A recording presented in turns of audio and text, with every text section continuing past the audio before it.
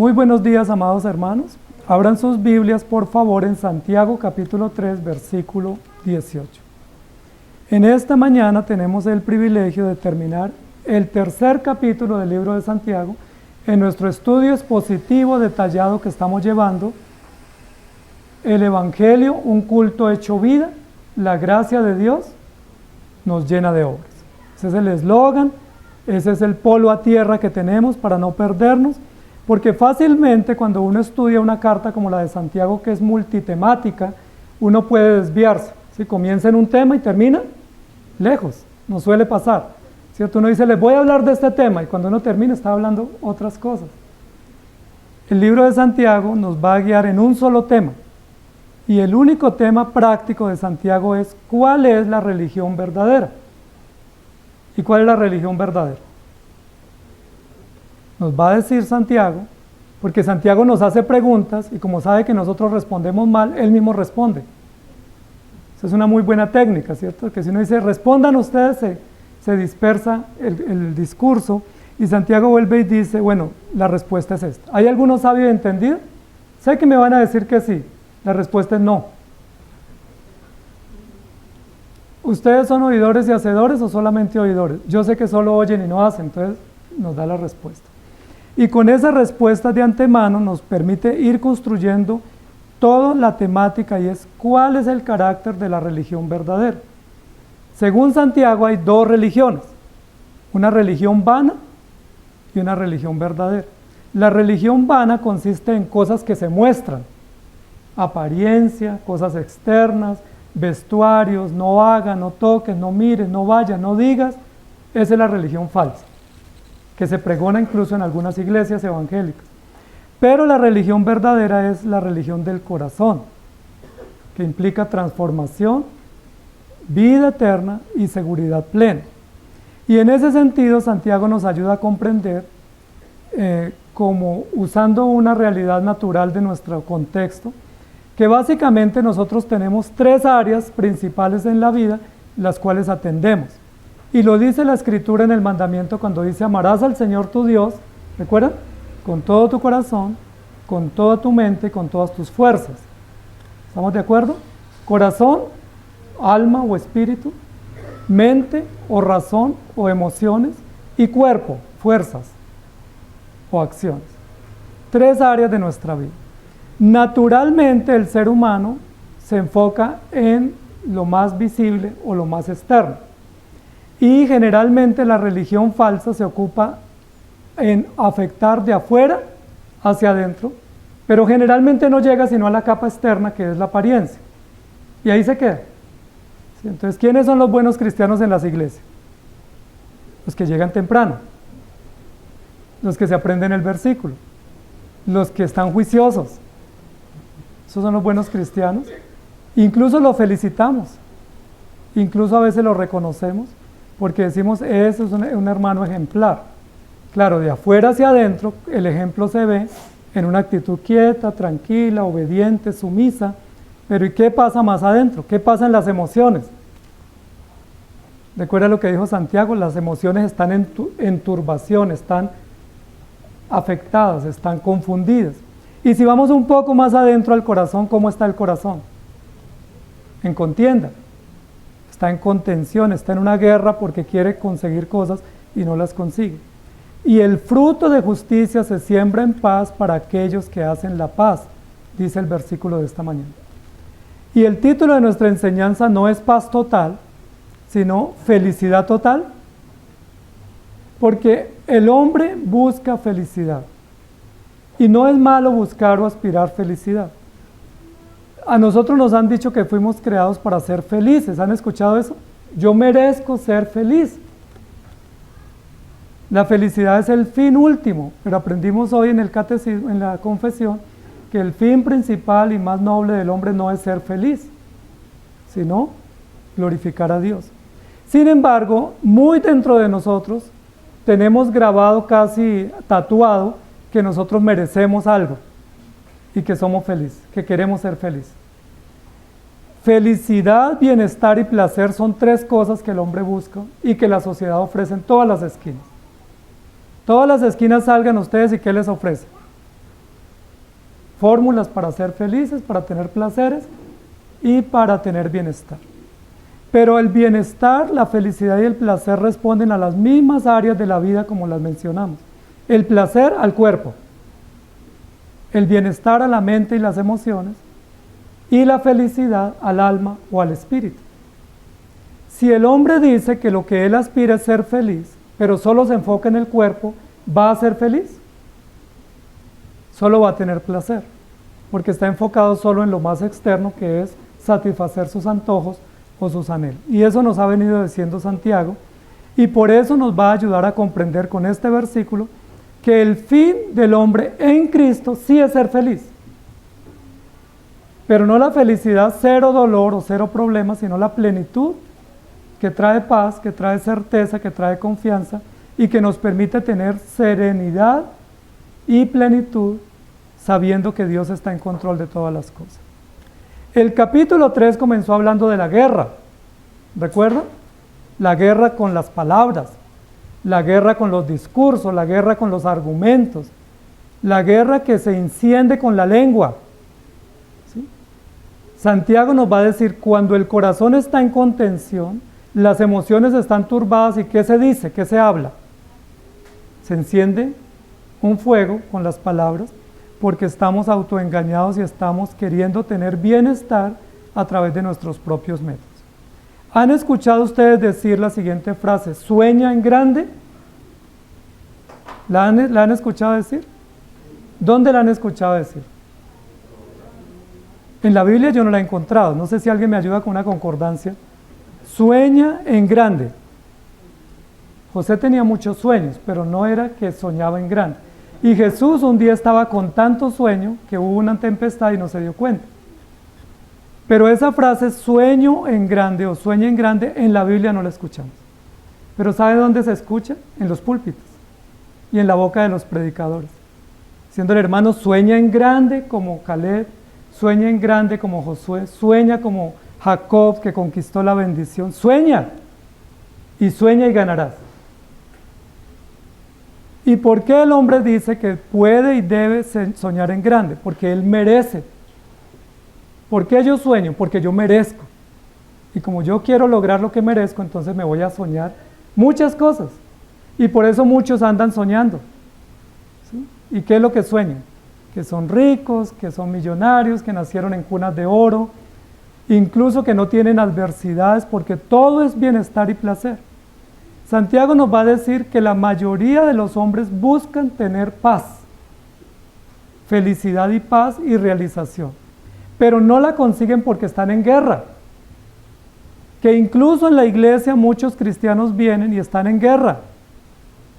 Celos, amarguras, contiendas, disensiones, y están en una batalla interna que ellos ni siquiera la entienden, y que sus emociones están turbadas y que por lo tanto lo que cosechan no es paz y reposo, sino que cosechan turbación y perdición.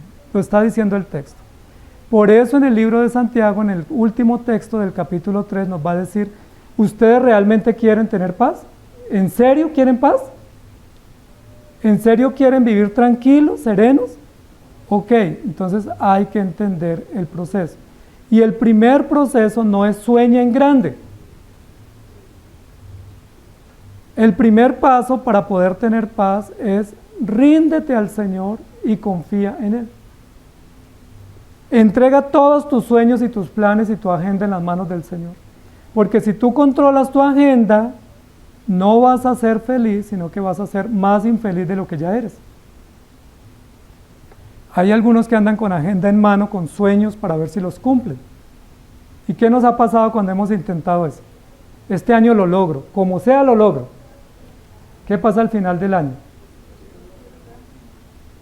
Incluso algunos en el plan de propósito solo le ponen 2025, ya está bis, lo mismo del año pasado. No logré nada, sigo aspirando a lograr.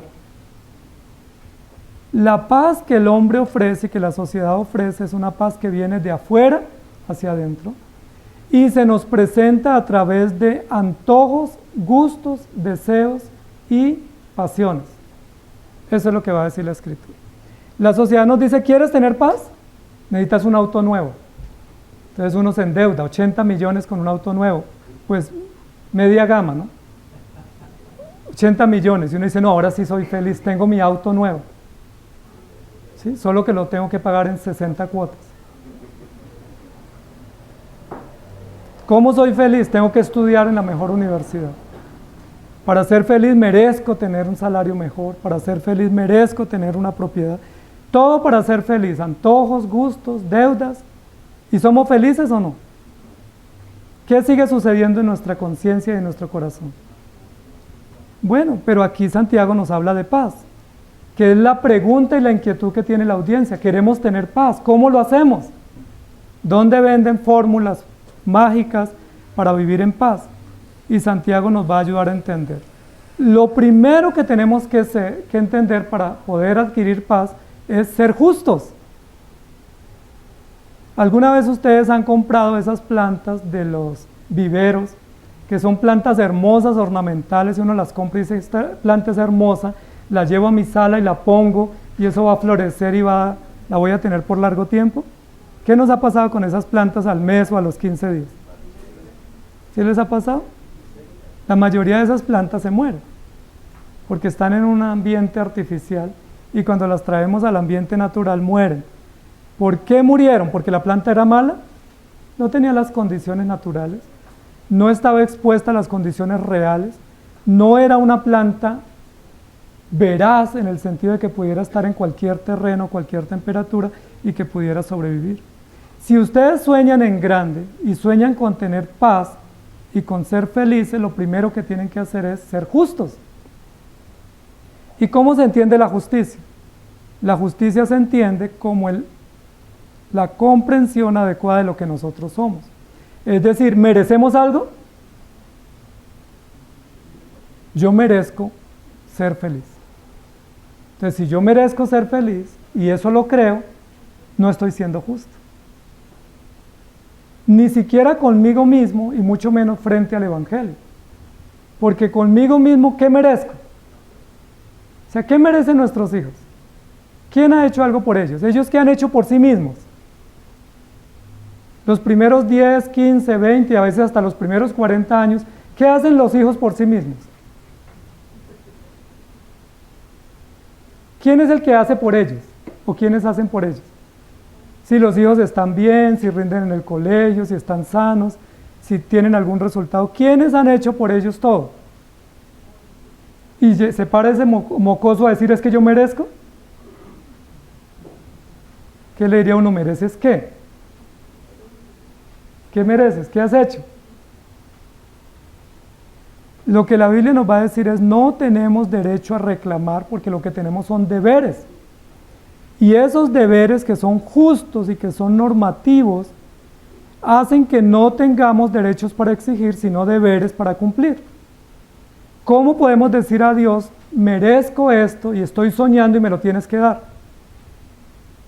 Eso no facilita la paz, porque eso es injusto, y más bien lo que hace es que haya más guerra, más violencia y más competencia.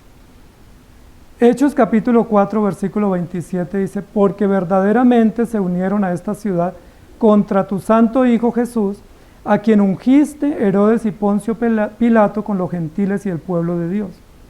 Nos está diciendo que el hombre, en lugar de estar del lado de Dios, está del lado contrario. Incluso en las iglesias, lo que es más grave. Llegan los hermanos a las iglesias con una lista de peticiones diciéndole, Señor, ¿qué pasó que no me llegó el viernes el pedido? Necesito un mensajero más rápido. Necesito una aplicación más rápida porque yo necesito es ya. Corra a sanarme, corra a proveerme, corra a darme lo que le pido. Porque es que yo merezco. O si no, ¿por qué di mi ofrenda el domingo? Yo merezco porque yo tengo que soñar en grande. Romanos 12, 21 dice, no seas vencido de lo malo, sino vence con el bien el mal. Y Proverbios 3, 6 dice, reconócelo en todos tus caminos y Él enderezará sus veredas. Entonces, noten las enseñanzas de la Escritura, que tenemos propósitos para lograr, claro que sí. Muchos de ellos son sanos, son legítimos. ¿Cómo los logramos? ¿Reclamándolos? O diciendo, Señor, esto es lo que yo quisiera, lo pongo en tus manos.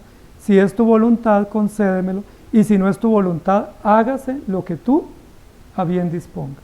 ¿Oramos así? Generalmente no. Nos está diciendo aquí Santiago, si usted es creyente, muestre que es creyente. Pero no lo muestre con consignas, con dogmas, con doctrina. Muéstrelo con obras, con hechos. ¿Usted es un hijo de Dios? ¿Tiene sabiduría? Muestre sus obras de sabiduría. ¿Usted tiene fe? Muestre sus obras de fe. Recuerden que todo el tiempo nos está indicando que tenemos que mostrar. Alguien muy ortodoxo diría, no, es que yo soy reformado presbiteriano y es por gracia. Entonces yo no muestro nada porque si yo muestro soy soberbio. Santiago dice, ok, pero es que no necesita mostrar para presumir, sino que eso se percibe. Solo cuando llega un hermano y nos acercamos con mucho cariño a recibirlo y al otro lo despreciamos, ahí estamos mostrando nuestras malas obras. Solo cuando no corregimos nuestras acciones, sabiendo que debemos corregirlas, ahí estamos mostrando nuestro mal comportamiento. Solo cuando decimos es que yo sé mucho y yo he estudiado y yo todo eso lo conozco y lo puedo recitar bien, ahí estamos mostrando que no somos tan mansos y tan humildes. Es decir, muestren sin mostrar y testifiquen sin presumir. Felicidad total para aquellos que reclaman. ¿Ustedes qué opinan? Pero tenemos otra pregunta que el hombre se ha hecho siempre.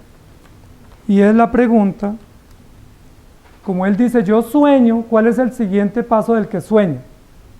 ¿Qué nos enseña el humanismo? Sueñe, escriba sus sueños, haga su mapa de sueños, su mapa de éxito, y luego enfóquese. Concéntrese en ello para que lo logre. Es decir, determínese, enfóquese, concéntrese, mentalícese. Hoy en día cuando dicen es que yo soy muy determinado, ¿qué es lo que nos están diciendo?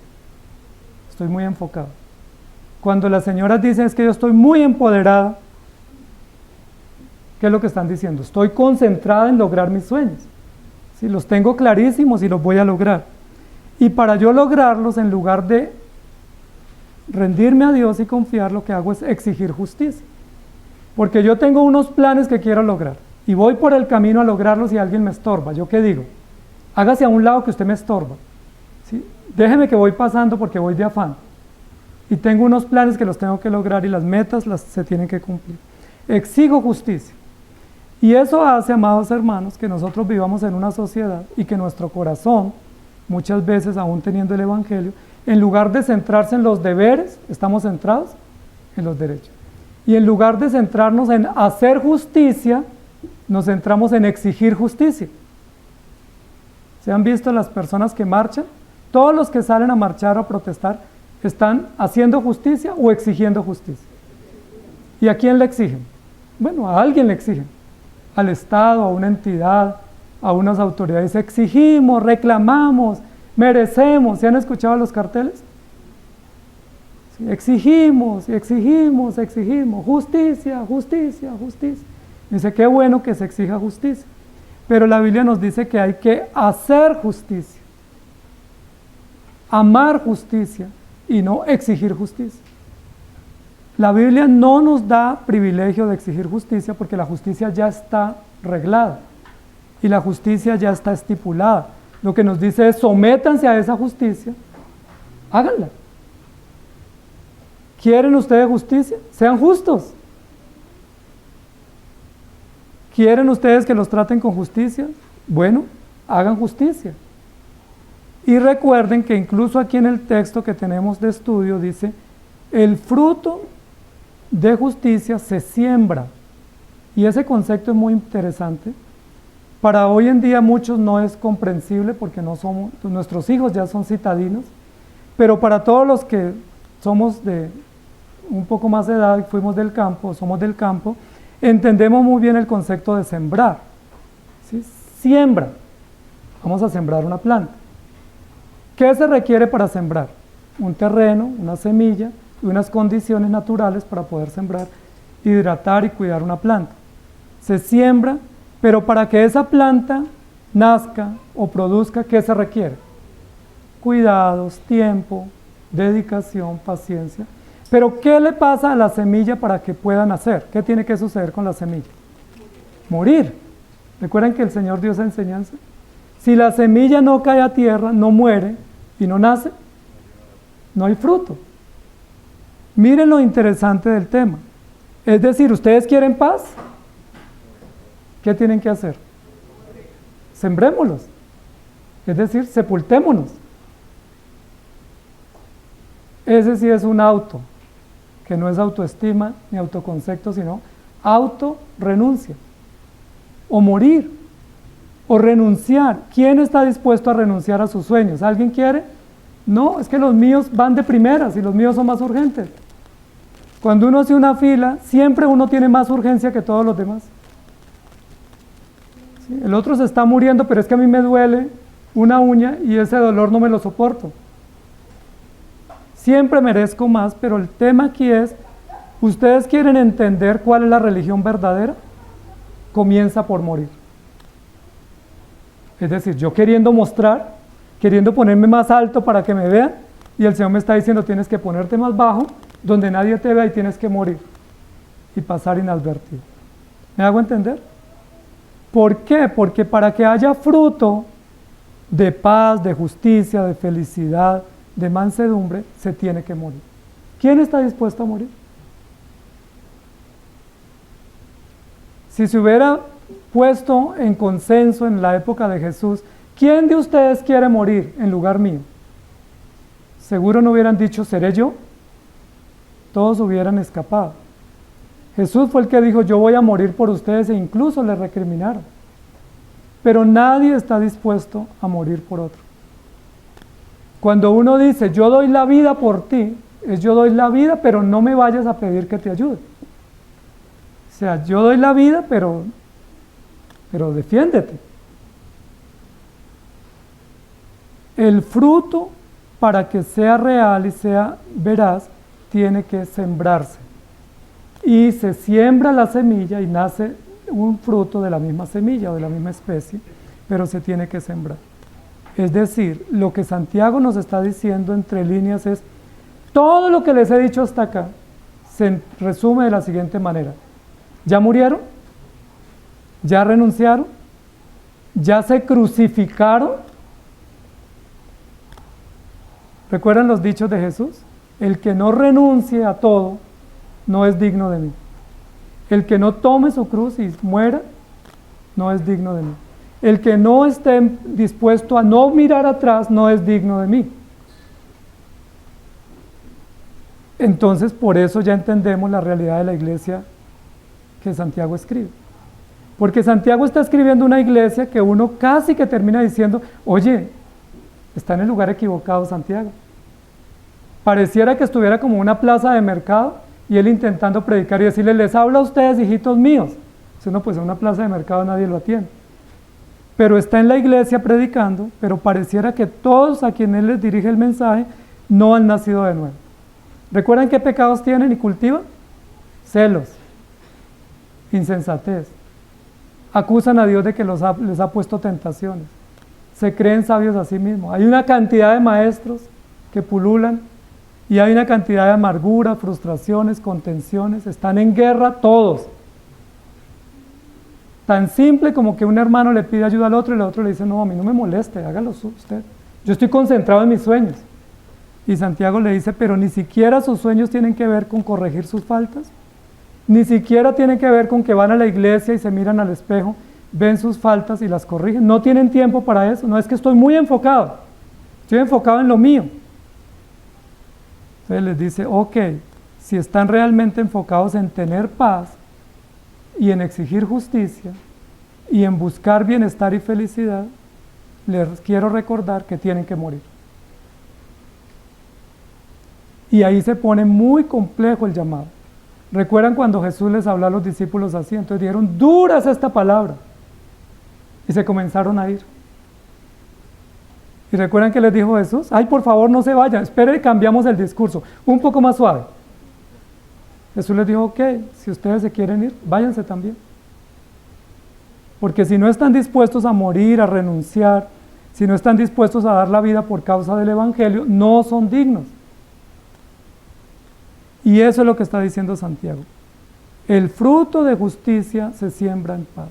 Es decir, quieren justicia, quieren verdad, quieren mansedumbre, tienen que morir.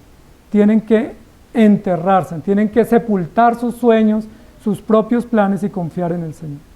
¿Recuerdan cómo respondió María cuando el ángel le dijo que era la mujer escogida para ser la madre de Jesús? ¿Qué hubiera dicho una jovencita hoy de 15 o 18 años? ¿A mí? Ay no, ¿qué le pasa? Olvídese. Tengo sueños hasta mis 40, 50 años, tengo mi vida ya arreglada. Yo la tenía arreglada a los 8 años y el Señor me la volvió nada porque yo estaba equivocado. Pero cuando nosotros planeamos y pensamos que nuestros planes son buenos, el Señor nos dice, no es así, tienes que morir. El fruto de justicia se siembra en paz para aquellos que hacen la paz. Reclama justicia o siembra justicia. Cuando la justicia se siembra, el fruto no llega inmediato. Si yo quiero un antojo, me voy a la tienda, me voy a un lugar, compro lo que yo quiero de lo que estoy antojado y ya suplí mi necesidad. Porque era un antojo de comprar algo, de comer algo, de ir a un lugar. Eso lo soluciono tan fácil como simplemente tener una tarjeta y tener tiempo y dirigirme a un lugar. Pero si yo quiero sembrar justicia y cosechar justicia, ¿qué necesito?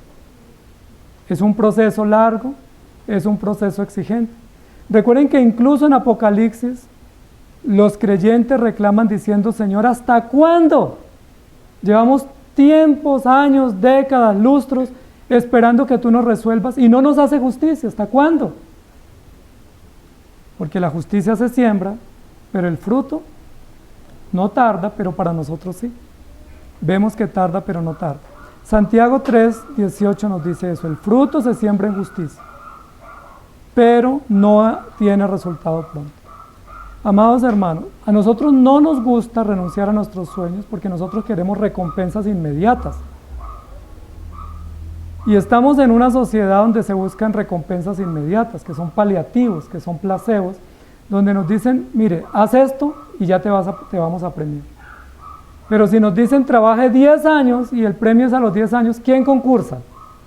Ahora, si nos piden 40, o si a lo más robusto nos dicen, bueno, 80 años y al final de los 80 pasas a recibir tu premio, ¿qué diríamos? Ah, no, eso es mucho. Yo quiero irme donde me den recompensas cada domingo, donde me digan, ven por tu milagro. ¿Sí? ¿Sí? Recibe la unción ya y llévate la bendición hoy mismo en tu bolsa. Porque no quiero esperar el fruto. ¿Cuántos años tarda una planta para dar fruto? Está hablando de una planta que se siembra y que da fruto, y que es un fruto durable. Pensemos en una higuera, o en una aceituna, o en una vid, los frutos más preciados de la cultura judía. ¿Cuánto tiempo toma? Si usted hace una obra de justicia hoy, ¿cuánto tiempo toma para recibir la recompensa? Si es que la logra ver en vida. Probablemente no la ve. Probablemente la verán otros. ¿Recuerdan, amados hermanos, que Caín mató a Abel? ¿Y quedó impune en la sociedad ese crimen? En la sociedad quedó impune. Nadie lo vio. Habían 4 personas y el 25% que fue el que afectó, mató al otro 25% y nadie denunció. Eso no lo pusieron en conocimiento de la justicia, no lo llevaron a una protesta, no hicieron reclamos, simplemente se desapareció. Adán y Eva no supieron qué pasó con Abel. Salimos al campo y no regresó. Abel lo mató y no se hizo justicia. Caín lo mató y no se hizo justicia. ¿Recuerdan cuándo se reclama todavía por la justicia, por la sangre de Abel derramada? En el Nuevo Testamento dice, la sangre de Abel clama aún desde la tierra. Y dice, pero ¿ya para qué? Justicia a estas alturas no me sirve, yo quiero justicia ya. Nadie ha presenciado todavía la justicia sobre la muerte criminal contra Abel. Pero hay un reclamo justo y es, no se ha hecho justicia. Hay que vengar a los criminales porque ellos no han pagado por ese delito. Uno diría, no, pues eso ya échele tierrita y olvídese porque supérelo. Supérelo. Justicia ya no hay. La pregunta es, ¿hay justicia para Abel? ¿Hubo justicia para Abel? Claro que sí, la Biblia lo dice. Y cuando las almas reclaman en el quinto sello en Apocalipsis 6, la respuesta es, espérense un poquito más, porque aún faltan otros, ustedes están en lista de espera. Prepárense porque a otros los han torturado, ustedes todavía están tranquilos, pero alístense, porque por lo menos si se disponen a ser ancianos, diáconos, pastores o misioneros, lo más probable es que los persigan y los torturen. Por eso la mies es mucha y los obreros pocos, porque cuando uno le lee las condiciones, uno dice, el Señor todavía no me ha llamado. A eso todavía no me ha llamado. Solo queremos puestos de privilegio como Juan y su hermano. Dice la Biblia, el fruto de justicia se siembra en paz para aquellos que hacen la paz. Es decir, no exija deberes, no exija derechos, cumpla deberes. No reclame justicia, siembre justicia, haga justicia. El ejemplo de Dios es el más perfecto a través de Jesús. Dice que Él hizo justicia y misericordia, sin esperar recibir nada a cambio. De hecho, a Jesús le pagaron con injusticia. Si uno diría, si Jesús hizo justicia todo el tiempo, pues Él merece que lo traten con justicia. Pero ¿cómo fue tratado? Con la peor injusticia. Con la peor injusticia siendo el justo. Ahora mucho más para nosotros. Y el tercer paso del humanista, después de decir exijo justicia, es decir, no me estorben mis proyectos, es yo soy un ganador, vivo feliz, logré mi objetivo, logré mis propósitos porque yo me lo propuse, porque yo me enfoqué, porque yo me mentalicé y porque yo sabía que tenía las condiciones. Me encanta siempre cuando veo en deportes, cuando entrevistan a los concursantes o a los ganadores, cómo responden. ¿Sí los han visto? Cuando los entrevistan, no, pues llegaste de primero, hiciste un récord. ¿Cómo lo lograste? ¿Qué dicen? ¿Qué haría yo sin mí? ¿Sí? Es que ustedes no saben con quién hablan, es que yo me lo propuse, es que yo me esforcé, es que yo... Y uno dice, eso no es justo. Santiago nos está diciendo, quieren paz, siembren justicia. Quieren bienestar, hagan justicia. Quieren tener resultados, mueran a ustedes mismos, porque de otra forma no se entiende. Y ese pensamiento de la siembra y la semilla que se pone en la tierra y muere para que dé fruto al final, es el mismo pensamiento del comienzo del capítulo 3, en el sentido contrario. Y es, ustedes en lugar de morir, lo dice Santiago en el capítulo 3, uniendo todo el contexto, en lugar de morir, ustedes andan como caballos desbocados. En lugar de ser mansos, andan como salvajes.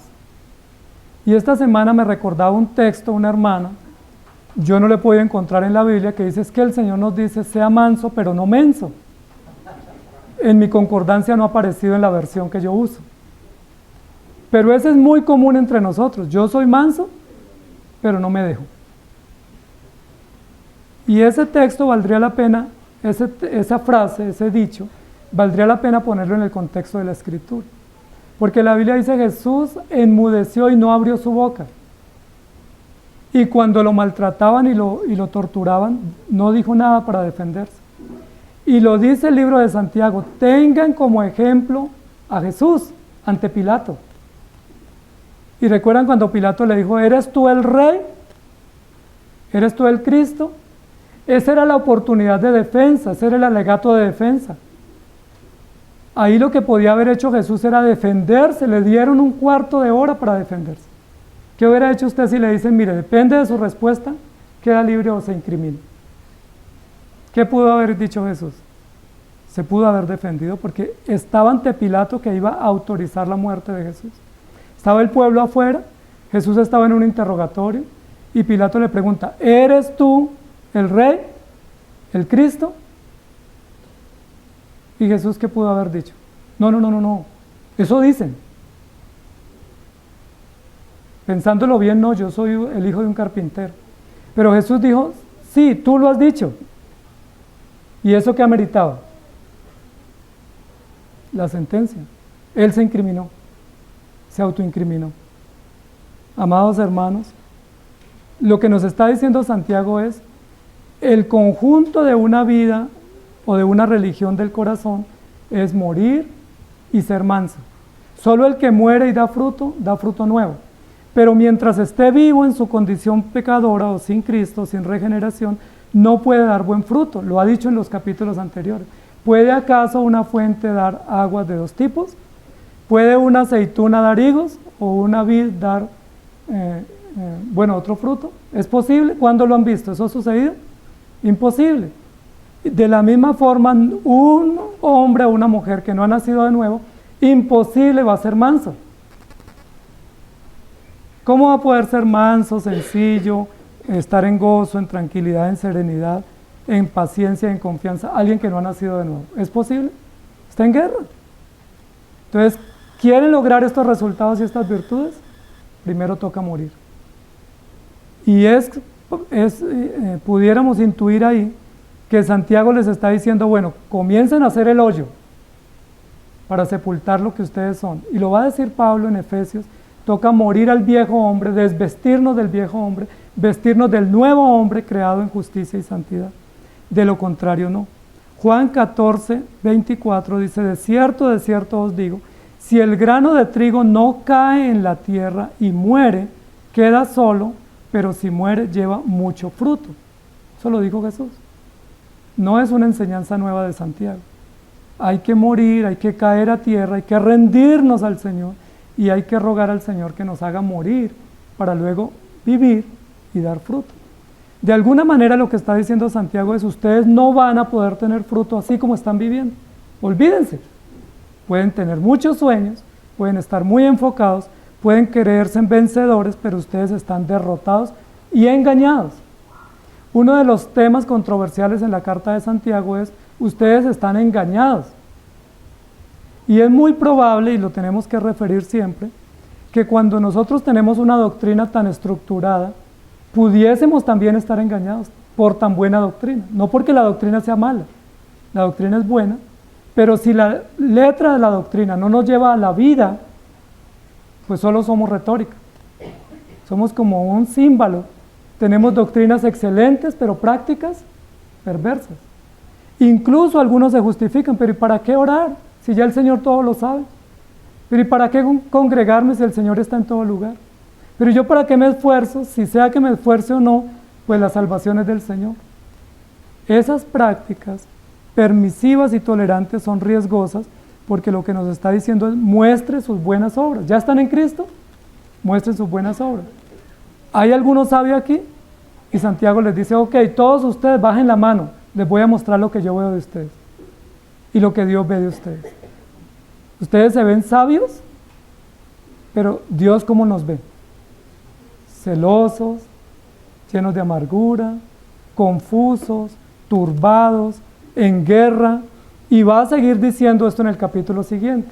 Así que si no queremos este tema, tenemos que corregirlo, porque Santiago en el siguiente versículo nos va a decir, ¿de dónde vienen las guerras?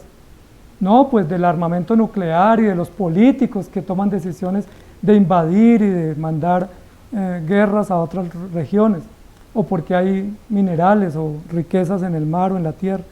Le va a decir, no, las guerras vienen de dentro. Y lo dijo en el capítulo que estamos terminando, la guerra viene de adentro. Es decir, ¿cómo podemos tener paz si tenemos guerra en el corazón? ¿Y cómo se adquiere la paz? A través del Evangelio. Morir para tener fruto. Dice la Escritura en Romanos 5:18, así que como por la transgresión de uno vino la condenación a todos los hombres, de la misma manera por la justicia de uno vino a todos los hombres la justificación de vida. Justicia.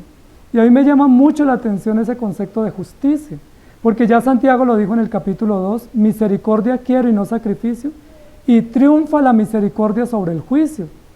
Y parece ser que sigue explicando y vuelve y les enfatiza, ¿por qué no entienden que lo que hay que reclamar o pedir es misericordia?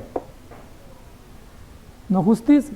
Casi siempre que nosotros reclamamos justicia estamos diciendo, alguien me tiene que hacer justicia a mí. Yo soy una víctima. Y quien está tratándome con injusticia tiene que considerar y tratarme con justicia porque yo soy víctima. Cuando nosotros pedimos justicia, como en el quinto sello, ¿hasta cuándo? Estamos diciendo, Señor, tú no eres justo. Me puso en una sin salida y yo no sé qué hacer y me estás tratando muy duro. Por favor, bájale a la temperatura. Esto está muy difícil. ¿Hasta cuándo? ¿Y qué dice el Señor? Espere un poquito. A Abel todavía no le he hecho justicia. Espere un poquito. Me dice, Abel, hace 6.000 años. Me toca esperar entonces. Pero siempre que pedimos justicia, lo que estamos diciendo es yo soy víctima de alguien, del Estado, de la suerte, del azar, de la genética, de alguien, incluso de Dios o del diablo. Pero alguien es mi victimario y por favor, ¿hasta cuándo? Y lo que nos dice acá es, ¿ustedes quieren justicia? Ok. El mejor acto de justicia es que Cristo murió para perdonar sus pecados. Y al Él morir injustamente, pero justamente de acuerdo a la previsión del plan de Dios, Él les perdonó sus pecados y les extendió a ustedes misericordia. Es decir, Él hizo justicia y los cubrió de gracia. De alguna manera el mensaje aquí es, si ustedes quieren justicia, ya la justicia se sembró. Ya la justicia murió. Ya la justicia dio fruto. Y ese fruto se llama misericordia. Y esa misericordia, que es el fruto de la justicia, trae a ustedes paz, reposo y esperanza. ¿Quieren justicia? No somos justos, pero la misericordia triunfa y ya Cristo triunfó. En últimas, al final del discurso de Santiago es, no pidan justicia, agradezcan por misericordia. No reclamen ni exijan justicia ni reclamen derechos porque no tenemos derecho. Vivan de acuerdo a la misericordia, vivan en paz. Cuando usted tiene contentamiento, como lo va a decir Santiago, usted vive más feliz. Yo no sé si ustedes recuerdan cuando fueron niños, muchos de nosotros no tuvimos juguetes.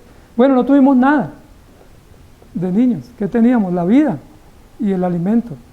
Pero fuimos felices. Pero a medida que fuimos creciendo, cada vez somos más infelices. Porque ya un pequeño tarro o yo jugaba con naranjas, eran mis balones de fútbol, ¿sí? Pero ya ahora uno jugar con una toronja, pues uno dice, no, yo merezco un balón de marca, ¿cierto? No somos felices con tanto que tenemos, pero fuimos más sencillos y cuando éramos más sencillos éramos más agradecidos. Santiago les está diciendo a la audiencia, tanto que ustedes tienen y siguen reclamando derechos, tanto que ustedes han recibido y todavía siguen pensando que alguien les debe justicia. Si alguien debe justicia, son ustedes. Porque no es justo que ustedes vengan a mí a pedirme llenos de celos, de amargura, de contiendas y de frustración. ¿O eso es justo? ¿Es justo que nosotros vengamos a la iglesia a decir, Señor, yo te amo, pero mi corazón está en guerra? Tú eres la razón de mi vida, yo vivo por ti, pero no estoy en paz con Él. Si quieren justicia, siembren justicia. Y la respuesta sería, no, Señor, no puedo. Entonces la conclusión es, pero ya alguien sembró justicia. Ya alguien murió y fue a la cruz. Y no necesita que tú te laceres y te crucifiques, porque aquel que murió sembró justicia para su pueblo y ya dio el fruto, y el fruto es misericordia y paz. Este texto termina siendo casi como una bendición sacerdotal. Cristo ya murió por ustedes, Él ya les hizo justicia. Porque si alguien tiene que reclamar justicia, soy yo contra ustedes, porque ustedes me han afrentado, porque ustedes me han despreciado y porque ustedes han vivido perdidamente, incluso como religiosos, creyéndose maestros sin serlo y creyéndose sabios sin serlo. Si alguien exige justicia, soy yo contra ustedes. Y si yo exijo justicia de ustedes, ¿qué tiene que pasar con ustedes? Todos a morir. Pero la respuesta es, yo no voy a exigir justicia porque la justicia exigida ya fue cubierta. Y esa justicia es suficiente y el fruto es paz para los que confían en la justicia sembrada. Confíen en esa justicia que murió y resucitó. En el tema del quinto sello, ¿hasta cuándo? El Señor no le responde el pedido. pero les dice, el que vive les da garantía. Es decir, el que fue sembrado y resucitó con fruto, les da garantía. ¿Quieren otra garantía? Señor, estoy cansado de vivir. Yo vivo porque morí y resucité. Esa es la garantía. Señor, ¿qué hago con tanto problema que tengo? Yo estuve muerto y resucité. Esa es la garantía. Señor, ¿qué hago con tantas situaciones que enfrento y no sé cómo tratarlas? Yo soy el resucitado y estoy en pie. Esa es la garantía. ¿Quieren otra garantía?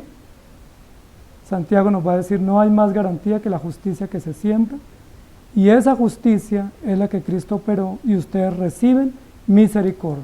Y ahí sí podemos decir, vivo feliz, no por mis sueños y mis logros y enfoque, sino vivo feliz porque el Señor murió por mí, me perdonó y me dio esperanza. Pero también es una censura de Santiago para la iglesia. Si ustedes creen eso y confían en eso, ¿por qué andan tan desesperados? ¿Por qué cualquier situación los sacude tan fuerte? Nos duele el estómago y ya nosotros pensamos en un cáncer y ya estamos llamando a la familia y despedirnos. Y ya estamos haciendo un caos. Bueno, y si nos morimos, pues listo, chévere. ¿Y si es cáncer? Ok, pues Dios lo proveyó. ¿Dónde está nuestra confianza? De algo tenemos que morirnos. Y ojalá nos muramos pronto, porque es muchísimo mejor. De algo tenemos que enfrentar. Si Jesús mismo enfrentó sufrimiento, Jesús mismo incluso yendo a la cruz dijo, Padre, si es posible, pase de mí esta copa, cuanto más nosotros. Por eso en el capítulo 1 comienza la introducción del libro, amados hermanos, estén con gozo cuando tengan diversas pruebas. Porque la prueba añade esperanza y mansedumbre y sabiduría y paciencia, y es a través de las pruebas que Dios nos hace caer a tierra y morir.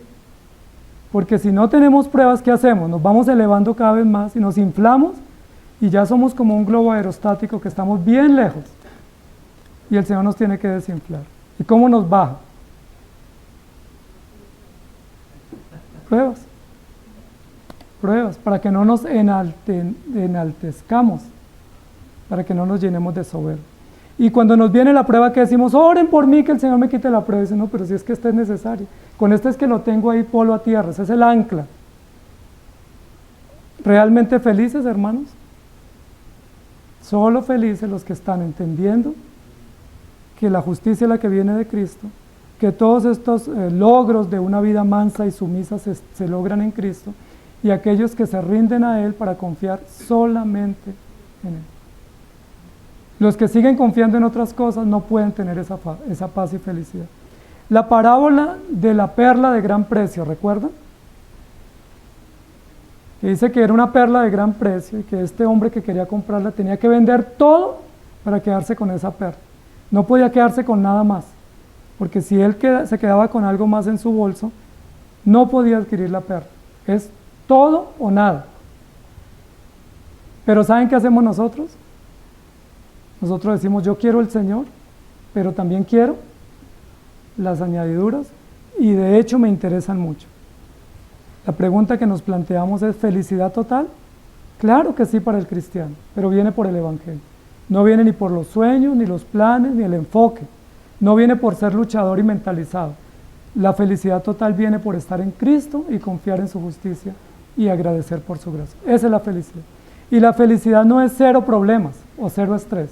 La felicidad es saber que en medio de tenemos una corona de vida, nos aguarda la corona de justicia y que si morimos hoy o mañana o pasamos cualquier vicisitud, no tememos porque el Señor está con nosotros. Esa es la verdadera felicidad, que el Señor nos ayude y nos amanse.